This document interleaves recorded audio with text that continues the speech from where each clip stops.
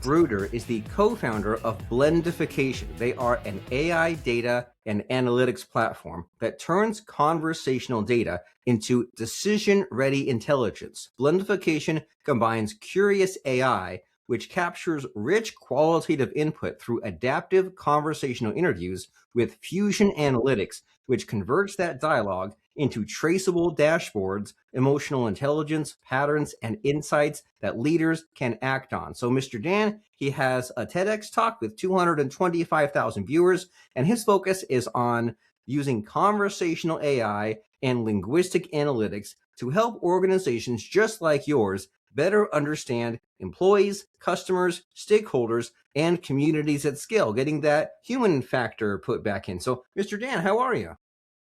Good. Thanks, Robert. Looking forward to spending time with you.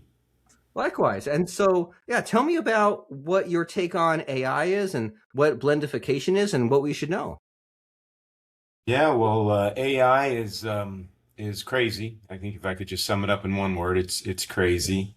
We're adapting so rapidly. In fact, last night I mentioned to my wife, we used to build websites and they would last for maybe even 3 to 5 years. We're building websites. My website now really has a shelf life about 3 to 5 days. And we're constantly changing things that rapidly. Now, fortunately, from an AI perspective, we have the ability to adapt. But while at the same time, the ability is brought on by AI, but the need to adapt is also brought on by AI. So the technology is changing so rapidly. And we jumped into this several years ago. So we actually evolved from a traditional management consulting platform where I wrote a book. I taught at the executive MBA level, this thing called the strategy whiteboard around blending a company. And I always struggled with the fact that we couldn't really engage everybody in the organization that I would like to engage. You know, you'd go in and do a strategy retreat with somebody and you'd speak to the same 5 or 6 people who would tell you the same thing they told you last year and the year before and the year before that. But the real truth is sitting somewhere on the floor or the people that are talking to the customers. So we went out on a focus to build out a platform that can engage more people in strategic planning. OpenAI releases ChatGPT, I think it was 3.0 at the time, about 3 years ago. And we said, wow, this changes everything. At that time, you know, AI and still is for the most part, it focuses on answering questions. We thought, what if we flip that upside down and actually had the AI ask questions? So we built a conversational platform to ask questions of more people within an organization so that we could plan better. We went all in and it turned into an AI native platform then. And then we basically realized that this platform is much greater scope than just strategy. So today we're a full comprehensive data collection, data analytics, data integration, data interpretation, and presentation. So think about what everything we do, you know, particularly with AI, you know, we don't really know exactly how to apply it. But what we do know is we have a lot of information. We have CRM system, we have an HR system, we have a GL system.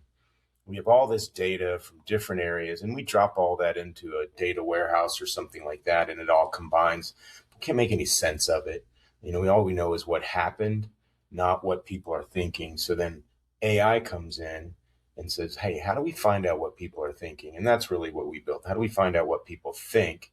And then we combine that with the data that already exists from CRM, these different applications, different platforms, and then extract out a series of really deep analytics reports that were typically reserved for the PhDs that spent months or even years doing, you know, thesis on these types of tools. We can now do it in minutes. So that's really the AI side. And then on the back end of that is all this data that companies have. And then if we collect more data from customers and employees conversationally, put it all together, what do we do with it?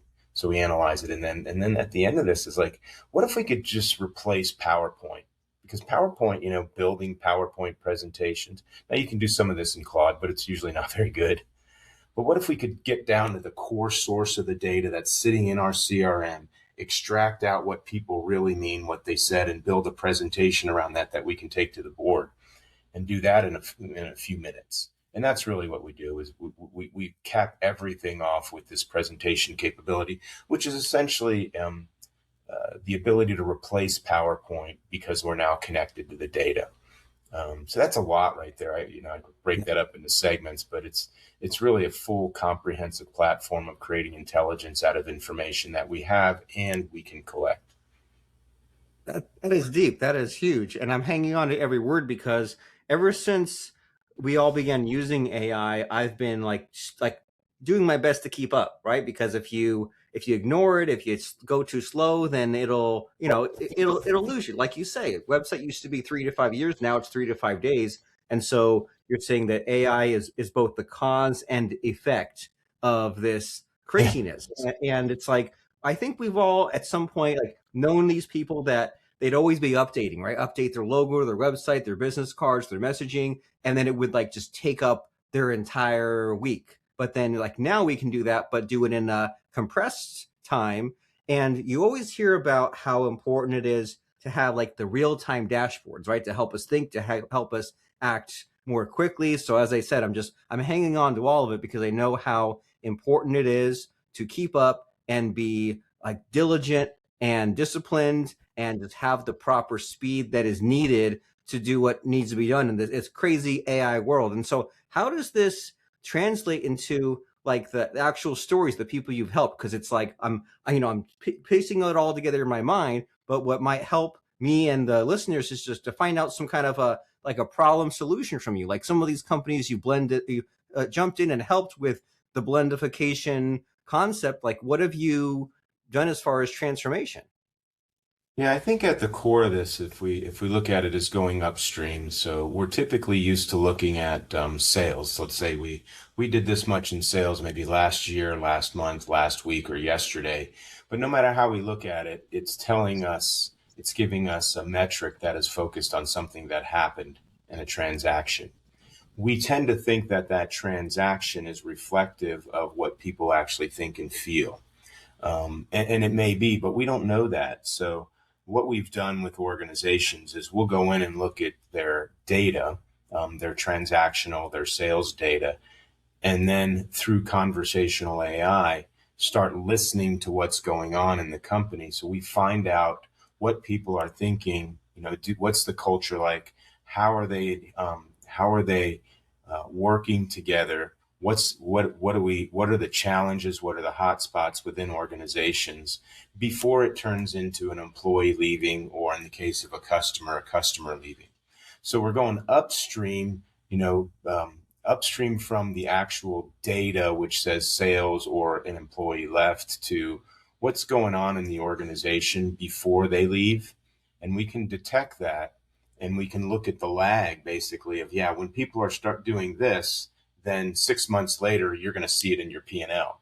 We typically start out at the P&L. Sure. So when we do this, for example, when we do this, we basically have an understanding of what people think and feel before they actually act at scale. And then the organization is armed with this data so that they can get ahead of the impact to sales or employee churn. And that's a key element. It might be employee engagement. It might be strategic planning.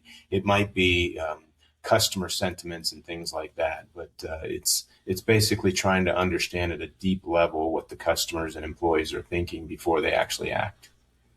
That's cool. That's spooky. It's like Minority Report, and you get the leading indicators, and that seems like that's a much better approach than to just react to what happens. Instead, you solve the problems before they happen. And so when you say you help a company with something like this, like how do you even go about it? Like you say, like there's like conversational AI. Like do you do these interviews, or like how do you even wrap your head around like the input data and putting it in the system, and like how do you even solve this problem? It seems massive. Yeah, probably the simplest starting point is we developed a psychologically adaptive, goal-focused conversational survey or conversational interview. So we've created an AI platform that holds psychologically aware conversations, just as a human would. So think of a human. The human is looking at what what words people are saying and saying, hey, is this person really involved in this conversation? And if not, the human needs to adapt the next question to bring somebody back in. And that's what our AI does. So, we have all the big foundation models that we hear about, the open AIs, and they're fabulous, but they're really not getting down into the psychology of a conversation. So we had to create multiple different evaluation layers of AI agents outside of these big models that analyze the conversation, kind of like if you've ever been in a panel interview, Yes. and you have like a group of people and each person kind of has a specific reason to ask you certain questions, and they're going to kind of pick their lane, and then somebody has to put it all together. And that's what we've done with agents. So think of one person that's being interviewed and then a whole panel of AI agents that have a purpose in this conversation. One saying, hey, are they psychologically engaged? Another one saying, are they even emotionally capable of being engaged? Another one saying, hey, are they on path to achieve the goal of this conversation or this topic? And all of these agents are working together just like human beings. If you could kind of separate yourself into different humans during a presentation, you'd be bouncing all these things back and forth. That's what our AIs do. So that's really the first step, is go into companies and conduct these deep interviews. So we can conduct, 1,000 interviews in a week. And so think of a consultant. If you were to say, yeah, we're going to take a consultant and we're going to put them in a company and they're going to talk to 1,000 people in a week, and they're going to get deep, psychologically meaningful conversations. It's just impossible, right? But we can do that now. And that's the first step. And then we move into integrate additional data into that, and then build out the learnings, and whether it be for strategy or whether it be for employee engagement or customer engagement, product awareness, things like that. We kind of put all that together and build the analysis on the back end. Very cool. And there's a lot that goes into that. And I've been I'm always it's always good to talk to people outside my industry and just kind of hear about their approach to AI. And I've been hearing this more and more, the idea of who is in your panel, right? Who are the judges? Instead of just saying, well, let me straightforwardly interpret this, you make the different personalities, right? You say just for an example, you'd say well, what would Stephen Hawking and Elon Musk and Bill Gates and say about this? That way you can kind of get the different perspectives. It's kind of cool and spooky, and it hurts my head a little bit because we're just talking to a computer and all, it has all this data and all this probabilities, but we're kind of putting a clone on it, or having kind of act as a human. It's kind of it's complex, but it's also fun in a lot of ways. And we see AI go wrong in just a million different ways, right? Like ask the wrong questions, applying it to the wrong stuff, the hallucinations, there's so many more. What are you seeing as far as, say, some organization wants to put some of this AI analysis, dashboards, conclusions, etc. in place? Where do they maybe go wrong sometimes? Well, I think where they go wrong, I don't think the organizations go wrong. I think the AI companies haven't really been able to put out a product that the organizations can use. Most of what I've seen out there is really taking the same data we've always used and using AI to report the same dashboards we've always had, but do it a little bit quicker, and do it with more data. So, there's basically a heavy focus on operational data. So if we can get AI to better help us analyze our P&L or our balance sheet or our metrics and our closing percentages, these are all things we've always done. We've always done that. There's databases, there's systems that do that quite well. So by applying AI to that, we're getting incremental benefit. And I think that's the real challenge, to your point, is that we're using AI for just a small portion of its capability. Now, the solution, and where I'm going with that, is that's a really focused area that we're all familiar with. But what people don't know, kind of the acres of diamonds or the blue ocean, is that the real gold sits in conversations.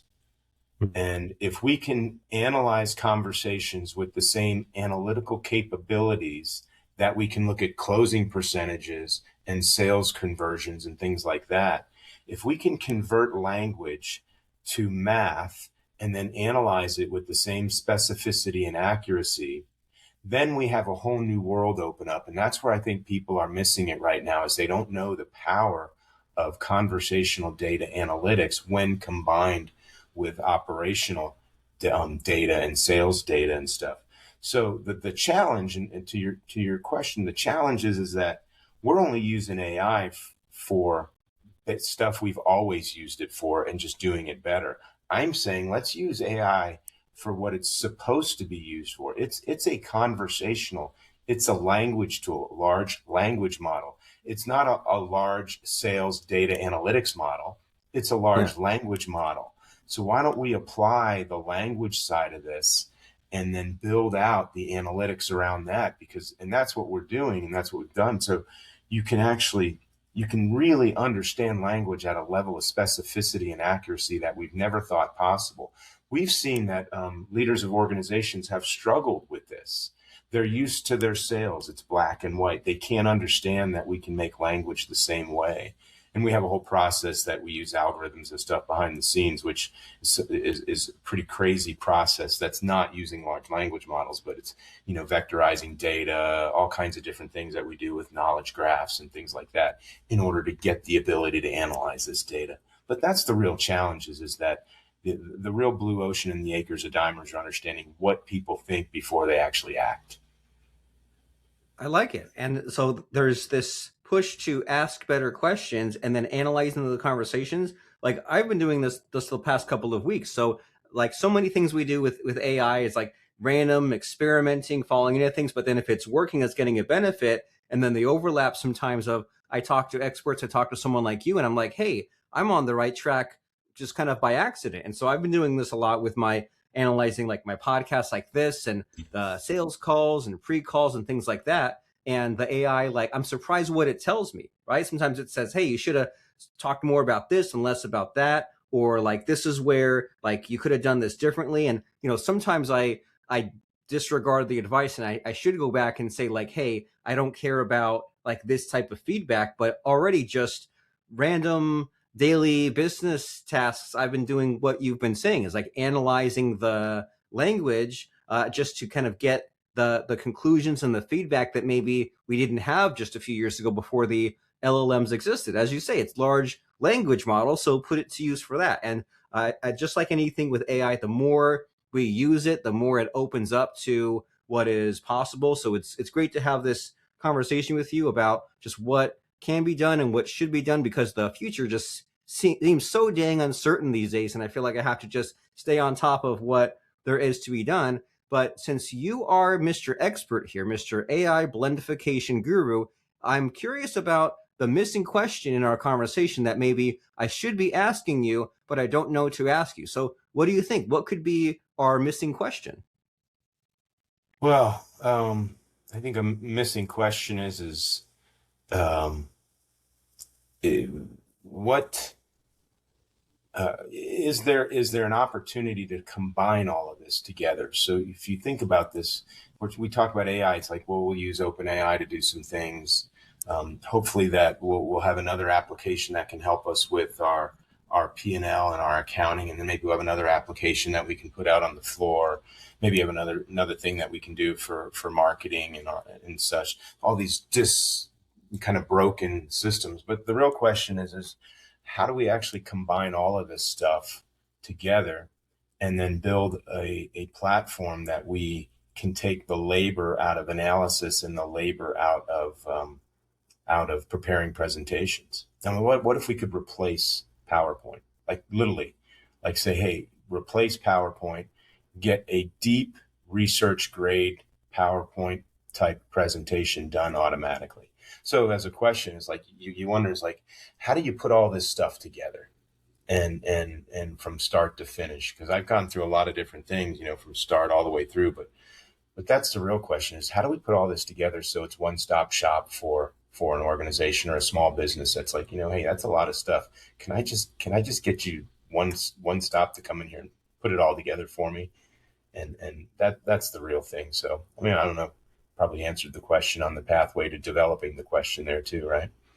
Well, and the promise of the like model context protocol MCP seems to be on the path to that, right? Just that these interfaces all just kind of figure out how to talk to each other, and it seems like it's not quite there yet, but perhaps that's the way, right? MCP. Yeah, I actually think we're there.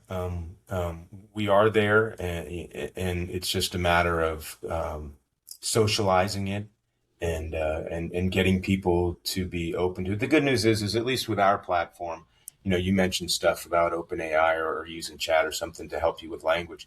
If you run those same prompts over and over, you're likely going to get slightly different answers, and you can't really audit to find out where that answer came from because it parses data. But with our platform, it has 100% traceability. So, all those hallucinations, like if somebody says, yeah, where did that come from? Like, I have no problem. Yeah, here it is. They said it, can't Yeah. hide from it. But I think that ability is already here to have everything connected.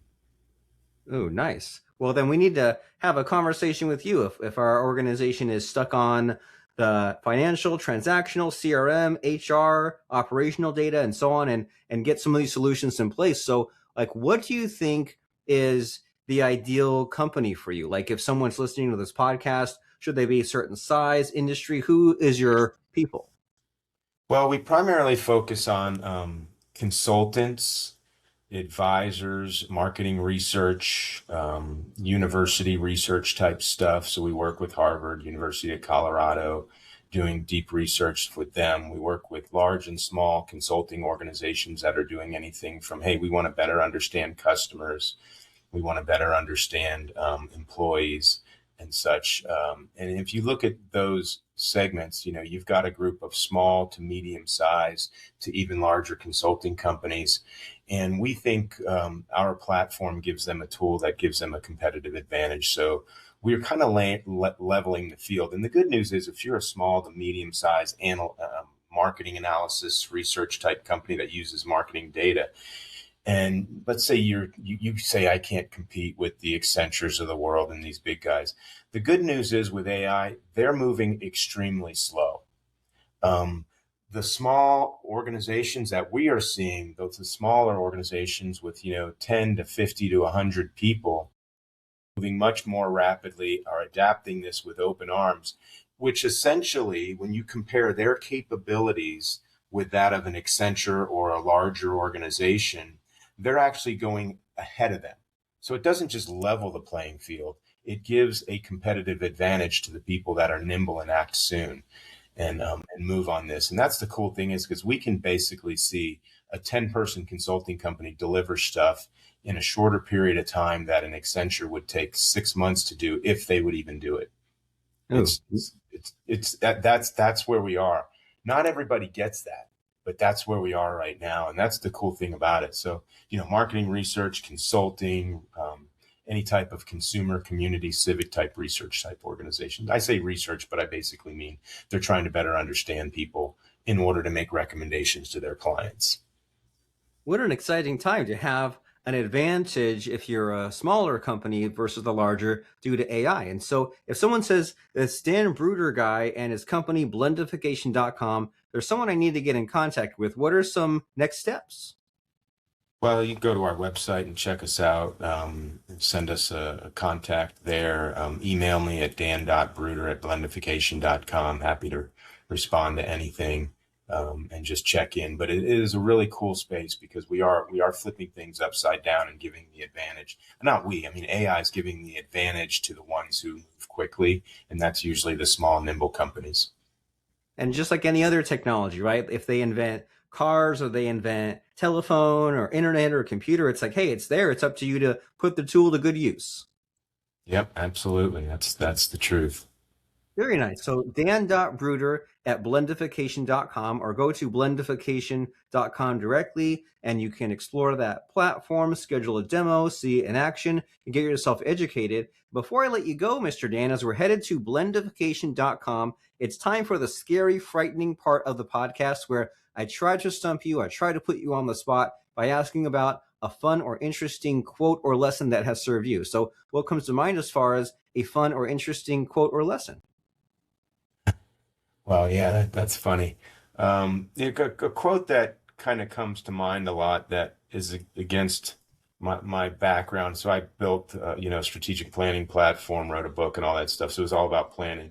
But somebody said to me recently, and it's more from a theological perspective, they said, hey, it's none of your business where you'll be in 5 years.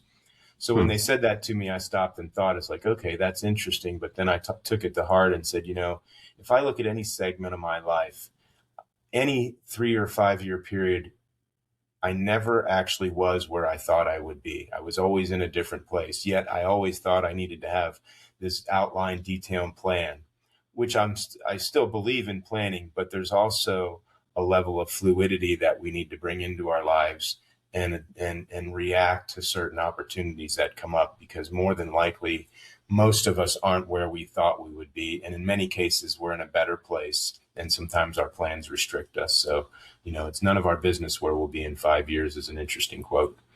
It is. It makes you think. And it reminds me of Dwight Eisenhower said, plans are worthless, but planning is everything, right? You have to have some kind of plan, but life will just hit you with some unpredictability. So we'll think about that as we're headed to blendification.com, because business data tells you what changed, but human intelligence reveals what caused it. So if you're struggling with this missing answer that sits between business performance and human experience, then Dan Bruder and his team at blendification.com are exactly who you need to be speaking with. So go there right now, blendification.com. And Mr. Dan Bruder, I feel like my life has been completely upended because we've just been talking about the future and AI and new ways of thinking. And I think I need to run 5 miles and then take a nap for 2 hours. But thank you for the experience. Yeah, thank you, Robert. Nice conversation. I appreciate it.